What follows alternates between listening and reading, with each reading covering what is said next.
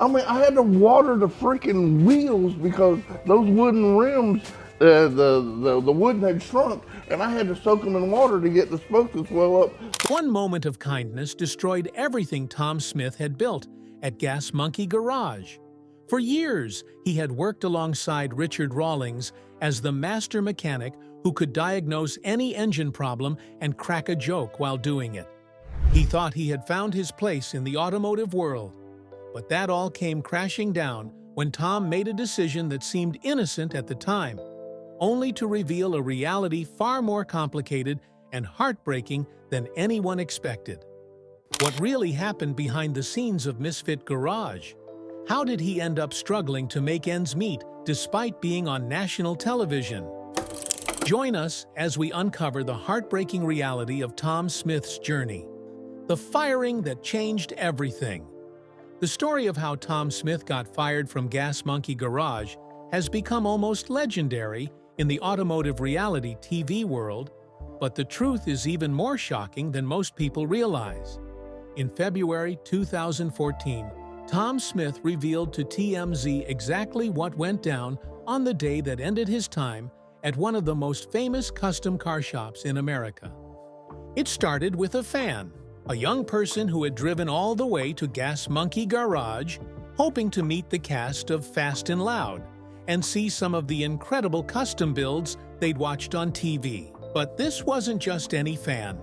This person was suffering from cystic fibrosis, a devastating genetic disease that causes severe damage to the lungs and digestive system, significantly shortening life expectancy.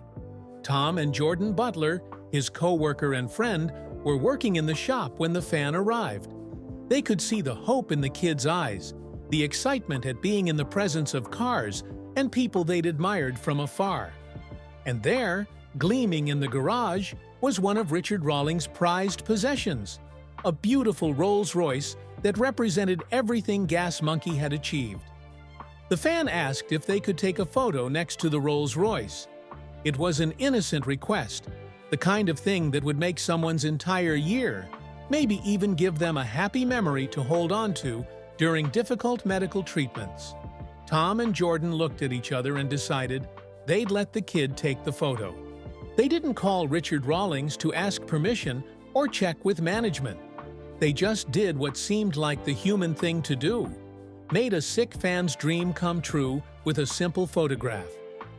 The fan left happy, probably unaware that their photo opportunity had just cost two men their jobs. When Richard Rawlings found out, he was furious. In his view, Tom and Jordan had violated a fundamental rule. You don't let anyone touch or pose with his personal vehicles without explicit permission. It didn't matter that the fan had a life-threatening disease. It didn't matter that it was just a photo. What mattered was that his employees had made a decision about his property without consulting him first. According to Tom's account, what followed was a heated verbal confrontation. Tom didn't back down or apologize for doing what he thought was right. He stood his ground, defended his decision to help the fan, and apparently swore at the on-duty manager during the argument. That sealed his fate. Richard Rawlings fired both Tom Smith and Jordan Butler on the spot. The firing was documented on Fast and Loud itself, turning Tom and Jordan's professional humiliation into television content for millions to watch. They were escorted out of Gas Monkey Garage, their careers seemingly over, their reputations damaged, and their futures uncertain. For Tom, who had spent his entire life building his skills and reputation in the automotive world, it was devastating. But here's where the story gets even more complicated, raising serious questions about what was real and what was staged for television drama. Some fans and industry insiders have speculated that the firing might have been partially or fully staged to generate buzz for a spin-off show already in development. Think about it.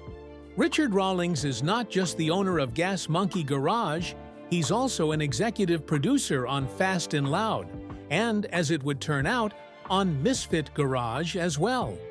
Why would a man who just fired two employees for insubordination then turn around and produce a show starring those same employees, filmed in a garage he owns and financially controls. The truth is probably somewhere in the middle. The firing may have been real in the sense that Tom and Jordan really did get kicked off, fast and loud. But it's entirely possible that the dramatic confrontation was exaggerated or staged to create a compelling narrative for both shows. Reality TV has never been shy about blurring the lines between genuine events and manufactured drama. Regardless of how much was real versus scripted, the consequences for Tom were very real. He lost his steady paycheck from Gas Monkey Garage.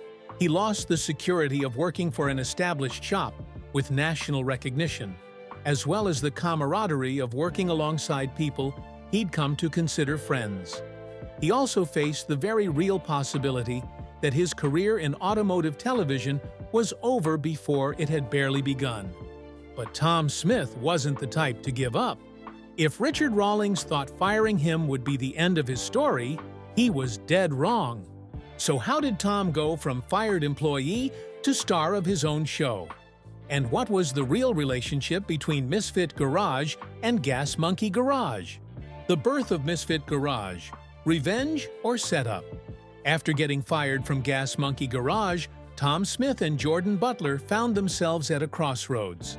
They could quietly fade away, find work at another shop, and live with the embarrassment of being fired on national television. Or they could fight back and prove that they didn't need Richard Rawlings to succeed in the automotive world. They chose to fight back. Tom and Jordan teamed up with Thomas Weeks and Scott McMillan, two other mechanics who had their own complicated history with Gas Monkey Garage, to create a brand new company, Fired Up Garage. The name itself was brilliant. It worked as both a reference to being fired and as a double entendre that essentially told Richard Rawlings exactly where he could go. In fact, the name had an even deeper meaning for Tom. As a kid, he had dreamed of owning a garage called F&U Garage, a name whose initials could stand for exactly what you think they stand for. When he couldn't use that exact name for branding reasons, Fired Up Garage became the perfect substitute. The message hadn't been lost. Discovery Channel loved the idea of a spin-off show featuring the fired Gas Monkey employees. It was a perfect reality TV drama. The underdogs versus their former boss, scrappy mechanics building their own empire, David versus Goliath in the world of custom car restoration. On October 13, 2014, Misfit Garage premiered on Discovery Channel, and fans of Fast and Loud tuned in, eager to see Tom and Jordan stick it to Richard Rawlings. The show followed the Fired Up Garage crew as they bought beat-up classic cars, restored them to pristine condition, and sold them at auction, hoping to make a profit. Each episode featured the challenges of running a small business, the creative solutions required to fix difficult mechanical problems, and the interpersonal drama between cast members who didn't always see eye to eye. Tom brought his trademark humor and mechanical expertise, cracking jokes as he diagnosed engine problems and kept viewers entertained. From the outside, it looked like Tom had landed on his feet. He had his own show, garage, and creative freedom to work on the projects he was passionate about. Fans loved seeing him succeed after the public humiliation of being fired. The revenge narrative was complete. But here's the uncomfortable truth that viewers didn't know. Richard Rawlings was an executive producer on Misfit Garage. The man who had fired Tom and Jordan was now producing their spin-off show and profiting from their labor. Even worse, Rawlings was also the landlord of Fired Up Garage, meaning Tom and his partners were literally paying rent to their former boss. And as if that wasn't enough control, Rawlings also served as the garage's budgeter, giving him enormous influence over day-to-day operations and business decisions. Tom probably thought he was building his own independent business and escaping Richard Rawlings' control. In reality, he had jumped from one Rawlings-controlled environment directly into another. Fired Up Garage wasn't truly independent. It was essentially a subsidiary of Gas Monkey Garage, with Rawlings pulling strings behind the scenes and collecting money as landlord, producer, and financial controller. The rivalry between Gas Monkey Garage and Fired Up Garage that played out on television. Manufactured drama designed to boost ratings for both shows. The idea that Tom and Jordan were sticking it to their former boss? A narrative that ignored the reality of who actually held the power and collected the profits. For Tom, this must have been a bitter pill to swallow. He had the fame and exposure of being on television, but he didn't have the financial independence or creative control he thought he'd get when he signed up for Misfit Garage. Every decision, every budget, every business move had to be approved by the same system that had fired him in the first place. But Tom needed the show and the income. He needed the platform to showcase his skills and rebuild his reputation. So he swallowed his pride and played along with the manufactured drama, hoping that the show would eventually lead to real success and genuine independence. It didn't quite work out that way. What Tom didn't know was that financial reality was about to crash down on Fired Up Garage in ways that would make the TV drama seem like child's play. How bad did the money problems really get? The financial nightmare behind the cameras. While Misfit Garage entertained millions of viewers with its car restoration projects and cast drama, behind the scenes, Tom Smith and his partners were facing a financial reality that would shock most fans. The glamorous world of television car restoration was actually a brutal business that barely kept the lights on. Here's the harsh truth the show never told viewers. Despite all the fancy camera work, the dramatic reveals, and the auction scenes that made it seem like Fired Up Garage was raking in cash, the average profit per car restoration was just $2,000. After weeks of work, parts costs, labor, overhead, and all the other expenses involved in running a garage, that's all that was left. To make even a modest $100,000 in profit annually, Fired Up Garage would need to complete and sell 50 car projects. That's roughly one finished car every week, assuming they worked 50 weeks per year. Anyone who knows anything about custom car restoration understands that it's nearly impossible. Quality builds take time, often months for a single vehicle. Rushing projects to meet aggressive timelines often means cutting corners, compromising quality and reputation. But the show demanded content. Discovery Channel needed episodes, which meant Fired Up Garage needed to constantly have projects in various stages of completion for filming. The pressure to produce for television directly conflicted with the reality of running a profitable business. Tom and his partners were caught in an impossible situation. Take the time to do quality work and risk not having enough content for the show. Or rush projects to fill episodes and risk delivering subpar builds that wouldn't sell for good prices. The financial strain showed in other ways, too. Cast members started leaving almost from the beginning. Jordan Butler, Tom's co-founder and the man who had been fired alongside him from Gas Monkey, quit Misfit Garage in 2014, the same year the show premiered, because he allegedly didn't want to move to a new shop or work with a new partner. That's a pretty dramatic departure for someone who had just co-founded a business and TV show. Scott McMillan, another founding partner, also left the show relatively early to focus on his own business, Scott Rod's Garage, which he had established back in 2011. Clearly, Scott decided his own independent operation was more profitable or fulfilling than continuing to work under the Misfit Garage model.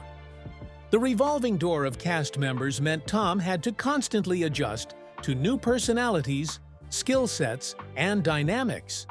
Every time a partner left, it disrupted the workflow and created uncertainty about the garage's future. Viewers at home might have enjoyed the fresh faces and changing cast, but for Tom, It was a sign of fundamental problems with the business's structure. And then there was the elephant in the room: Richard Rawlings' control over the budget and finances. As the financial budgeter for Fired Up Garage, Rawlings had the final say on how money was spent. If Tom wanted to invest in better equipment, hire additional help, or take on a more ambitious project, he needed approval from the man who had fired him. That's not independence. That's working for your former boss with extra steps and worse pay. The show itself became part of the financial problem.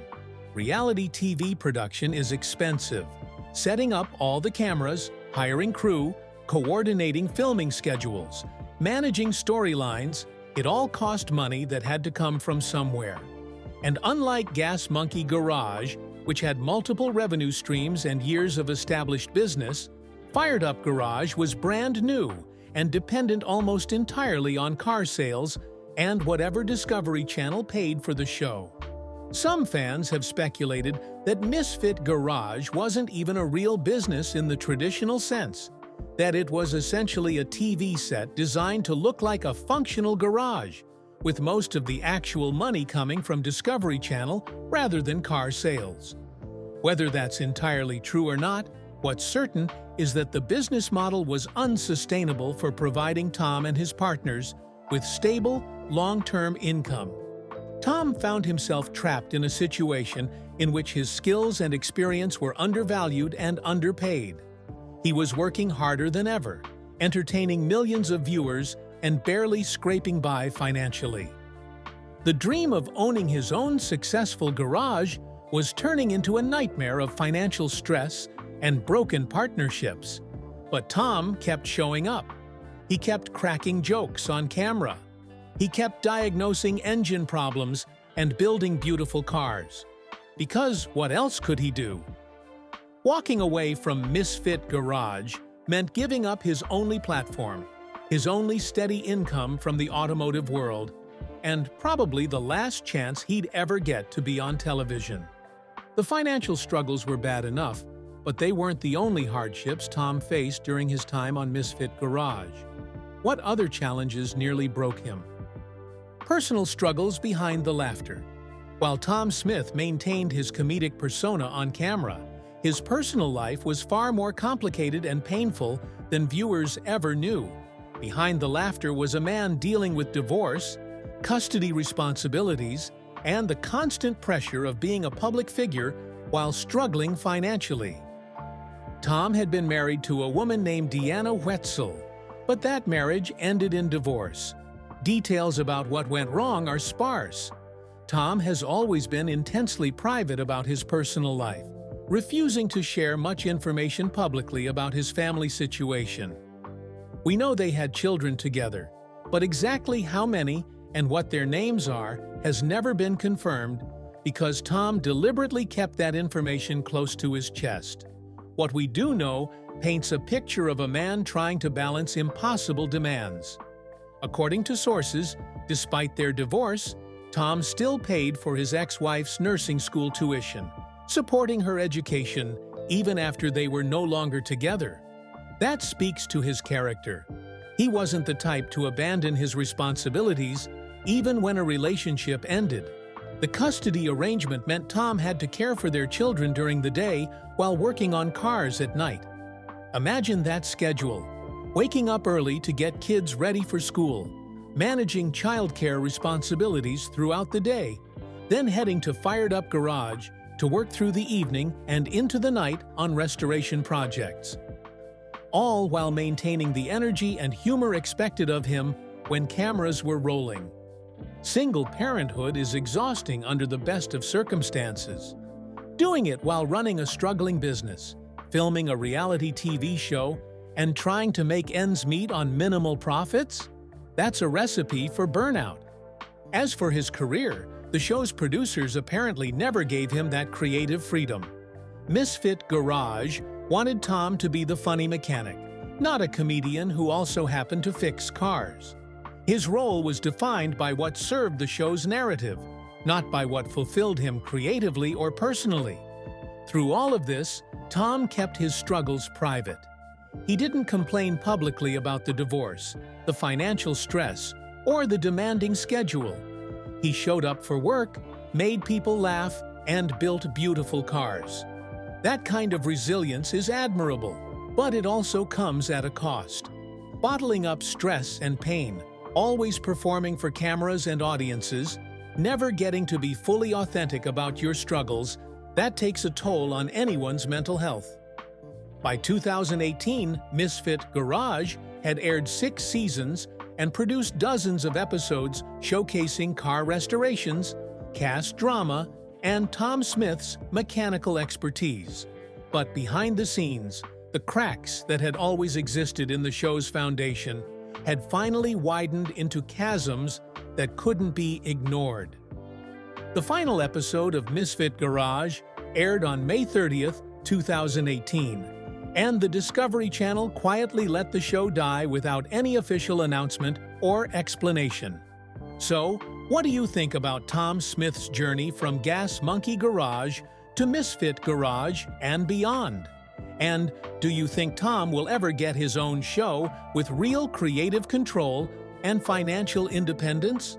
Share your thoughts with us in the comments section. Remember to like, share, and subscribe for more. Also, click the next video showing on your screen. You will enjoy it.